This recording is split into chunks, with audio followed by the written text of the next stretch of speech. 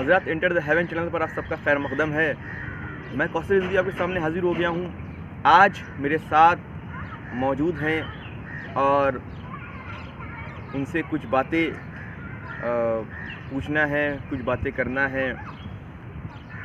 मेरे साथ मौजूद हैं राजवीर सिंह। आज हमें बात करना है कुणाल प्रणव जी के बारे में और उनकी स्टडी के बारे में। उन्होंने किस तरीके से संघर्ष किया और स्ट्रगल किया और किस तरीके से आगे बढ़े। इंटर के बाद की जो लाइफ है उसके बारे में थोड़ा डिस्कशन करना है। मैं गुजारिश कर रहा हूँ राजवीर सिंह जी से कि वो इस बात पर रोशनी डालें कि किस तरीके से उनके बेटे ने स्टडी मेहनत की और आगे बढ़े और कितना प्रयास किया और कैसे स्टडी में ग्रो किया उन्होंने। राजवीर सिंह जी। हमारा बेटा, मैं गांव टिकरा सहमत का निवासी हूं। मेरे बेटे ने बहुत संघर्ष किया गरीबी हालात में और एक देहात का शिक्षा प्राप्त किया है। कभी सिटी का मुंह नहीं देखा। वो अपने हालात से जूझता हुआ हमारा बच्चा इंटर करके गांव में, तब वो आकाश कोचिंग लखनऊ में आया बीटेक की तैयारी करने के लिए। बहुत संघर्ष किया उसने। अपने 1 साल यहाँ कोचिंग किया और 1 साल से अनुभव उनको यहाँ ज़्यादा नहीं मिला, तो यहाँ से फिर उसने बोला पापा मुझे कोटा जाना है। तो उनका बेटा कोटे में कितना पैसा लगेगा? अरे 2-2.5 लाख रुपये का खर्चा आएगा साल का, आप मुझे कोचिंग कोटा करा दीजिए। फिर मैंने उस समय छोटा सा एक कारोबार लकड़ी का कर रहा था। मैं ठेकेदारी लकड़ी का कर रहा था। उसी इसमें जूझते हुए अपने बच्चों को साहस देने के लिए मैंने सोचा कि बच्चों को पढ़ाने के लिए कुछ ना कुछ त्याग करना पड़ेगा। फिर मैंने कोटा की तैयारी किया। कोटा में हमारा लड़का जा कर के वहाँ पढ़ाई किया और कोचिंग किया। वहाँ नाम लिखा गया। उसके बाद बच्चे ने हमारा 2-3 महीना पढ़ा।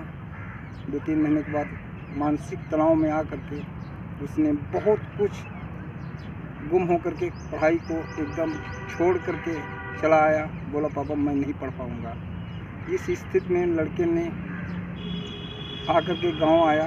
तब मैंने कहा बेटा क्या हुआ? बोला पापा वहाँ की पढ़ाई में समझ नहीं आ रहा। तब मैंने अपनी मिसेज अर्चना जी से कहा कि बेटा का सहयोग करो। वो जा कर के उसका कोचिंग में साथ दिया और वहाँ 3 महीना साथ में रह कर के पूरा सहयोग दिया। तब उस बच्चे ने उसको साहस बंधाया गया और साहस बंधा करके तब उसने पढ़ाई पर बहुत फोकस किया। फिर वहाँ से IIT में 2 नंबर से फेल हो गया। फिर वहाँ से आया। फिर हमने कॉलेज कलकत्ता में फार्म भरा। कलकत्ता गए। वहाँ ऐसे स्टेशन पर पढ़े जहाँ पर कोई हमारा वारिस नहीं था, देखने वाला ना कोई सहयोग देने वाला। दोनों बाप बेटा वहाँ जा कर के रुके। रात के कम से कम 2:30 बजे हमारे साथ हादसा हुआ। जी वो हादसा जी बताएं क्या? जो हमारे पैकेट में पैसे थे वो निकालने लगा। उसी समय मैं चोर को पकड़ करके उसको मारपीट हुई। फिर बेटे ने कहा पापा रहने दो, पैसे आपको मिल गए हैं, ऐसा मत करिए कि ये मरा जाए। फिर हम उसको कॉलेज वहीं पर फिर सुबह मॉर्निंग में जाकर के कॉलेज पेपर दिलाया, वहाँ पास हुआ। फिर वहाँ से चेन्नई गए। चेन्नई में बहुत से कॉलेज देखा, इतना खूबसूरत कभी कल्पना भी नहीं किया था कि हाँ हम यहाँ आकर के इतना खुश था बाप बेटा कि हमारा लड़का यहाँ साउथ आया है। जिस समय मैं पहुँचा था सर, हकीकत बता रहा हूँ अपने दिल की, कि इतना खुश था जैसे हमको लगता है कि अमेरिका और रूस में आया हूँ। वो इतना खुश था। और जब वहाँ का हालात देखा, वहाँ का हालात जो बहुत खुशी आई। और जब वहाँ हमने अंदर जा कर के फीस का वो पूछा तो वहाँ 8 लाख से लगा करके 8.5 लाख खर्चा बोले प्राइवेट आएगा।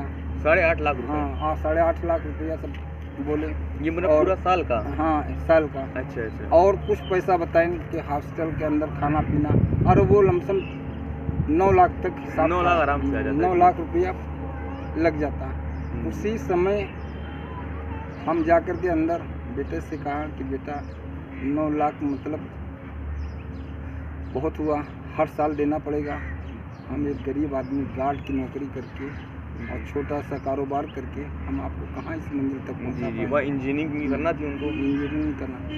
एक साहब ने हमको मिले कि बेटा तुम यहाँ साउथ है, यहाँ आप नहीं पढ़ा पाएंगे। हम यहाँ दिल्ली से आया हूँ, जी वही ने हमको शिक्षा दिया कि बेटा यूपी में जा कर के वो छोटा सा फार्म भरो, यहाँ जा कर के कॉलेज देखो, फार्म भरिए, सरकारी गवर्नमेंट जॉब के लिए डालिए, सरकारी कॉलेज जो है उसमें डालिए जी और उसमें कम फीस आपकी लगेगी। जी 70-80 हज़ार से स्टार्टिंग होगी जी। फीस, और हॉस्टल लगा करके 1.5 लाख के अंदर तुम्हारा सब हो जाएगा। जी पूरे साल भर का 1.5 हाँ, लाख 1.5-2 लाख के अंदर खर्चा आएगा, जी। उससे तुम्हारा पूरा भला हो जाएगा और तुम यहाँ नहीं साउथ में पढ़ा पाओगे। जी, यानी कि आपके हाँ। कोई दोस्त थे वो? नहीं, अचानक में ऐसे मिल गए हमको। अच्छा, मिल के समझ लिया हाँ। आपकी मतलब हाँ, help हो वहाँ गई। असल में हम बेटा दोनों बैठे थे स्कूल कॉलेज के बाहर, जब एडमिशन नहीं करा पाया जी तो एक हमारे साथ में फौजी थे, वो भी साथ में गए थे, वो जी। अपनी लड़की को करा दिया था। जी जी जी तो वो बोले कि बेटा तुम भी कराओ, तो हमने कहा सर अंकल जी हमारे पास इतने दाम नहीं, जी मैं एक गरीब घर का बेटा हूँ, जी मेरी औकात यहाँ बीटेक कराने की नहीं थी, लेकिन मेरे बेटी के सपने को संजो करके रखा था कि हाँ हम इंजीनियर बनूंगा। बहुत दिन से बचपन से शौक थे कि एक बहुत बड़ा इंजीनियर बनूंगा, और बहुत सोच विचार के बहुत बुलंद थे। जी उसी में हम दोनों खुश थे, चलो भाई बेटा हमारा इंजीनियर बनेगा बनेगा और क्या। और आगे चल करके हमारा भी नाम रोशन करेगा। जी यही सोच करके हमने वहाँ साउथ पहुँच गए। वहाँ जब देखा पैसा का तो हमारे पास स्थिर नहीं, हमने अपने रिश्तेदारों से भी सहयोग मांगा। जी जब मांगा अपने सरवाइन से भी कहा और अन्य आदमियों से कहा कि हमारा मदद करो। जब बोले बेटा तुम कितने 9 लाख रुपये साल में कहाँ से लाओगे, जाहिर सी बात है। एक साल में इकट्ठा कर लोगे, दूसरे साल कैसे इकट्ठा करोगे, कैसे कैसे जीवन तुम काटोगे। ये हम दोनों बाप बेटा वहाँ से आए स्टेशन पर, जी और 2-3 दिन समझो 48 घंटा रोते ही गुजरा हमारा। जी वहाँ आपको दुख था इतना? हाँ, इतना दुख हुआ, रोते गुजरा, क्योंकि एक हमारे फौजी का लड़की का एडमिशन हो गया, मेरे लड़के को नहीं हुआ। उसमें सोच सोच करके हम इतना दुखी, जी कोई सामान नहीं। वहाँ से आ करके फिर हम गए नोएडा में 7.5 लाख रुपये बताएंगे। वहाँ दलाल वाल लोग मिले और बोले हम एडमिशन करा देंगे, लेकिन उनको हमको कुछ समझ नहीं आया। जी वहाँ से भी हम भागे, जी फिर गाजियाबाद आए। गाजियाबाद में एक चाचा हमारे थे, उनके पास वो बोले हम लिखवा दूंगा, वो भी 9 लाख रुपये बोले। बताइए 9 लाख रुपए, वो पहले तो हम 9 लाख बोल चुके थे। और वहाँ हमको 9 लाख इधर वहीं बोल बोले चुके थे। रहे। यही स्थिति देख करके फिर हमने कैंसिल किया।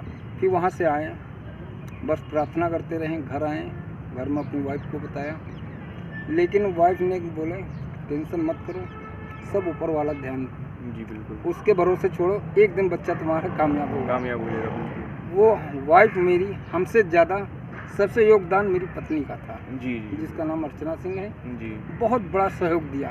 जी वो हर पल बच्चों को साहस बढ़ाना, हर पल रुपया पैसे की मदद करना, एक एक जेवर गहना बेच करके अपना गिरौं रख करके हर साल रखना, हर साल छुड़ाना, हर साल रखना, हर साल छुड़ाना, इधर उधर से जी। एक एक पैसा जमा और करके। आपने भी कुछ ज़मीनें भी बेची अपनी, और हाँ, किस थोड़ा तरीके से यहाँ मेहनत, बहुत एक मेहनत। हमारा मकान भी लखनऊ में था छोटा सा, जी 800 स्क्वायर फुट मकान, वो भी मैंने बेच दिया बच्चे की पढ़ाई के लिए।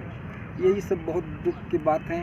फिर हमने गवर्नमेंट कॉलेज फार्म डाला, जी और यहाँ विश्वविद्यालय अब्दुल कलाम सीतापुर रोड पर है, जी वहीं पर हमने टेस्ट दिलाया, मेरा बच्चा वहीं कामयाब हो गया। जी। और आज और क्या है, मतलब किस बुलंदी पे है आपका लड़का? आज कहाँ हमारा पर ये है? सोमभद्र कॉलेज है जी। लड़के का, जी वो बीटेक कंप्लीट होके कर लिया है। कंप्लीट हो गया है, और सैलरी वो हो चुकी सैलरी है, सब बाकायदा। सब कुछ स्टार्टिंग इसका कम से कम 8 लाख रुपए से 8-9 लाख रुपए से जी। स्टार्टिंग है। बहुत मुबारक हो। और इधर कलकत्ता में भी 15 अप्रैल को टेस्ट लगा है, जी यही नौकरी का। नौकरी। वो चाहता है कि बीटेक करने के बाद एमटेक करेंगे। एमटेक तो मेरी सोच ये है कि बेटा तुम पहले नौकरी पकड़ो, पहली नौकरी नौकरी करो, उसके बाद एमटेक करो। जब कुछ बुलंदियों को छू लोगे जी तो थोड़ा तुमको रास्ता आसान हो जाएगा, रास्ता समझेंगे जी। क्योंकि 2 लाख 2.5 लाख हर साल का खर्चा है, हम कहाँ से लाएंगे। जी जी एक गार्ड की नौकरी करने वाला इंसान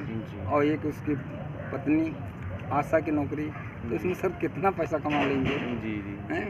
यही बुलंदियों के साथ हमारा बच्चा आज बीटेक को जी। कंप्लीट आज कर लिया है यही आप तक और बात पहुंचाना थी। बहुत बड़ा संघर्ष किया। जी। और आज मुझे है कि आज यहाँ बंगलोर शिफ्ट होने जा रहा है। जी बहुत मुबारक। मालिक चाहेगा तो उसको चांद जी सब बिल्कुल कुछ उसको बुलंदी। हासिल कर लेगा। वो कहता है कि पापा टेंशन मत करो, नौकरी करने की जरूरत नहीं, लेकिन हम कहा नहीं। जिस छोटी सपना देख करके हमने आपको इस मंजिल तक पहुंचाया, अब हम सपना देख रहा हूँ कि बेटे तुम इस सपने को पूरा करके हमको चांद तक पहुंचा दो। जी। ये हमके हमारी बुलंदियाँ और सपने हैं हमारे। जी इसी का इंतज़ार कर रहा हूँ कि एक दिन बीटेक करने के बाद एमटेक करें और जी। विदेश में तरक्की करें, जी। उसके बाद मेरा नाम रोशन करें। जी यही हमारी कल्पना है और सपनों का। बहुत शुक्रिया। राजवीर जी ने अपना कीमती वक्त दिया और हमें बताया कि किस तरीके से कामयाबी हासिल की जाती है, कितनी मेहनत करना पड़ती है। लोग चमकता हुआ चेहरा देखते हैं, कामयाबी देखते हैं, लेकिन उससे पहले जितनी परिस्थितियाँ आती हैं, जितनी मुश्किलें बर्दाश्त करना पड़ती हैं, उन मुश्किलों को जो बर्दाश्त कर लेता है वही उस बुलंदी पर पहुंचता है। तो मैं बहुत शुक्रगुजार हूँ राजवीर जी का कि उन्होंने अपना कीमती वक्त दिया और एंटर द हेवन पर कुछ बातें पहुँचाईं। इंशाल्लाह जल्दी ही हाजिर होंगे और बहुत शुक्रिया आप सबका।